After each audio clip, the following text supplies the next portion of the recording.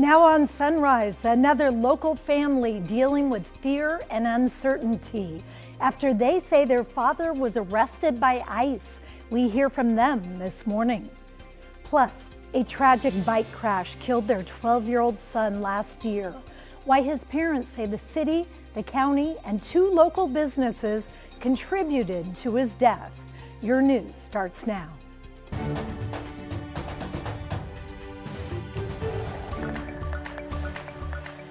Good morning, and thanks for getting up with us on this Saturday morning. I'm Libby Dowsett. We will get to your headlines in just a minute. But first, let's check in with Corey Johnson, who has the latest on our weather. Yeah. Pretty foggy this morning. It's definitely foggy outside right now, Libby. We are under a dense fog advisory, actually, for our area. I want to start with our Rose City camera. You can see a foggy start for us on our Saturday morning. Low visibility. I definitely could tell when I was driving into work. I had to take it a little bit slower as a result. But taking a look at that dense fog advisory that we're monitoring, it's in place until about noon today, is what we're monitoring. In portions of the valley between Portland and Southwest Washington is where it's mainly active in the way of fog. This is our Providence Park camera, also pretty apparent for us there. 37 degrees right now near the coast, out in Lincoln City. Sitting a little bit better, not as foggy near the coast this morning. 40 degrees for us. There are temperatures right now sitting pretty chilly early on, and it will get chillier as we get into tomorrow and the new work week. But 37 right now in the Dalles, 38 in Portland, the same for Salem.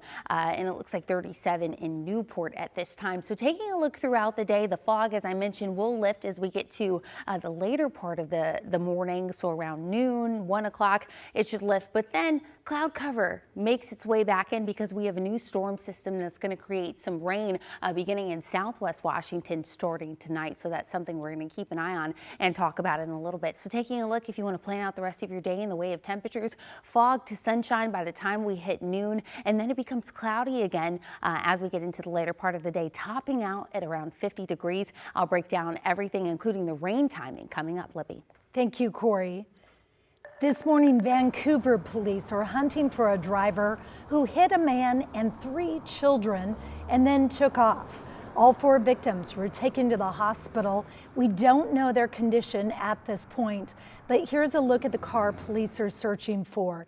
It's described as a 2007 to 2011 Nissan Versa, which likely had damage to the front driver's side.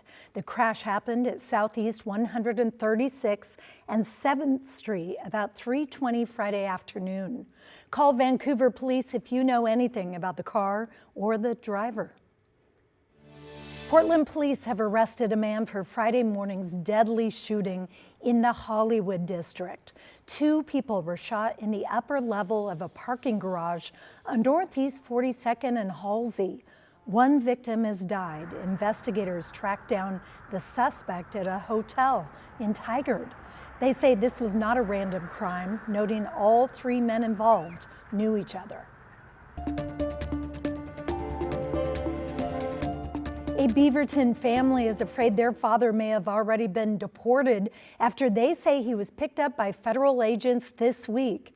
Paulino Martin San Pedro has lived in Washington County since 1992. Alma McCarty spoke to his children who are trying to find him and bring him home.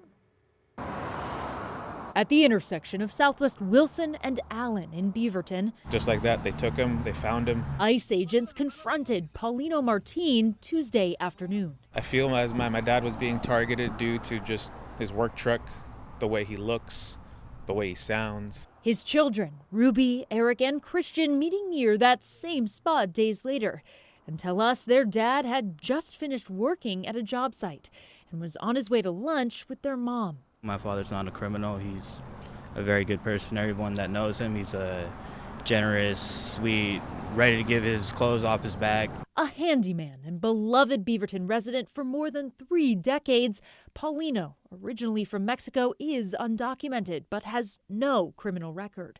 His kids say he wasn't afraid to be a part of his community. He said, "Why should I fear? Why should I live in fear and not work?" Because my dad loved to work. He lived to work. It sounded like through the system that people with horrible records are the ones that are being targeted, but that's not true.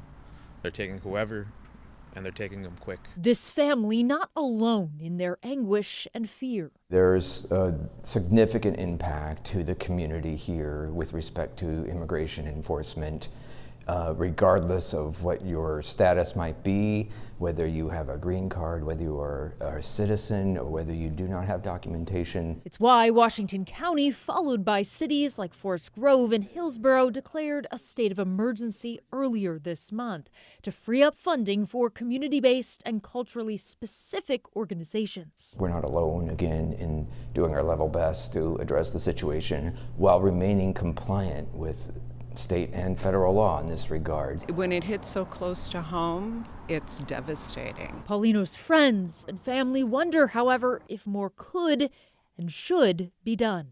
It's an injustice to all of us, and we're going to suffer. We're now going to suffer because that one man has left our community. We've been praying every single day to God that he is safe and he'll make it. But we're going to get our dad back. And we reached out to ICE on Friday. We have yet to hear back about Paulino Martin's case. His sons visited him in Tacoma, but only for about a half hour. Now they're unable to find him in the system and believe their dad is either in custody in Arizona or already deported to Mexico. The city of Woodburn is the latest to declare a state of emergency regarding the federal immigration crackdown. City leaders say 63% of Woodburn's population is Latino, and ICE activity has negatively impacted the city's workforce, school attendance, and people's willingness to report crime. City leaders say freeing up money to help local families and businesses and to provide access to food, housing, and mental health care services is important.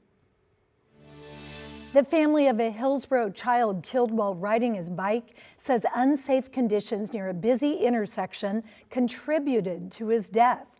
They're now suing Hillsborough, Washington County, and 2 nearby businesses for millions of dollars. John Adams has our story.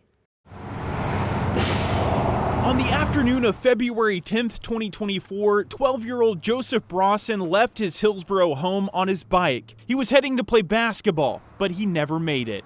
Joseph was riding on the sidewalk along Southeast 10th Avenue in Hillsborough when a driver hit and killed him while turning right onto Southeast Gumleaf Lane. We spoke with Joseph's mother, Sarah Brawson, just days after his death. Or even half a second if he was crying out in pain and I wasn't there.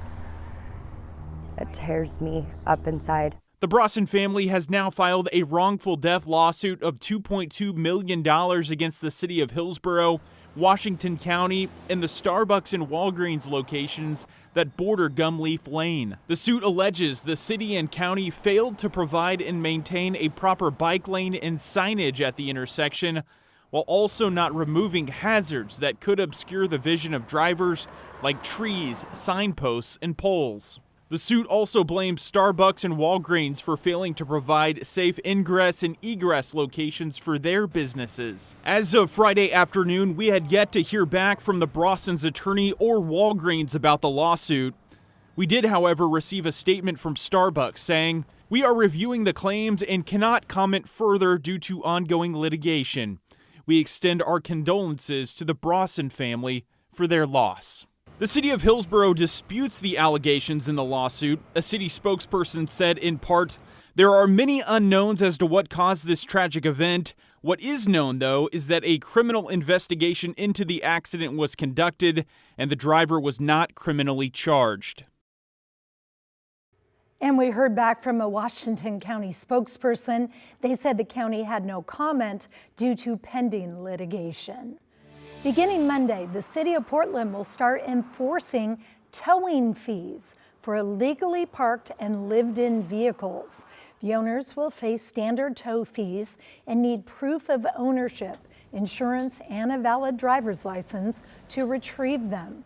Vehicles not claimed within 30 days could cost owners thousands of dollars in demolition and disposal fees. The city will send invoices for those fees to the registered owner's last known address.